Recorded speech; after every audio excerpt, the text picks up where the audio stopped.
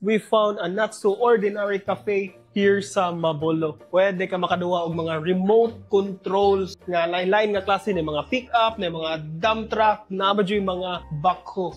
It's just like reliving your childhood memories. Awa guys, dire-ready ko na kasuhay kung mo drive ko. Tanawa akong vehicle. Dako pa na sanan, paksit na sila tanan nga raw.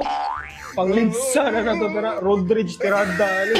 So, dire-ready ka pwede maka-road rage ha. This is RCX Cafe that stands for Remote Control Experience Cafe. They have a simple menu na mga ice and hot coffee concoctions ug naa say light snacks. Ang na-amaze lang ko sa kabarato sa ilang menu. You can enjoy their refreshments for only 70 to 100 pesos lang. Plus free wifi na ha. Ya kung ganahan ko mo duwa, it will cost you 120 pesos for 30 minutes o 200 pesos for 1 hour. Nya makapili ka kung unsa ang imong ganahan nga drive-ban using the remote control. Perfect yan nga spot. Ganahan lang ka mo chill, ganahan lang ka magpalipas oras. Gamay lang na ilang area mo, permi gid sila mapuno. Unya, na-afford sila yung mga baligya gid nga mga remote controls na dito pwede ka makapili. Accessible pa jud kayo kay naran ni sa The Persimmons Mabolo. Worth a try. Unya, bisita niya mo diri.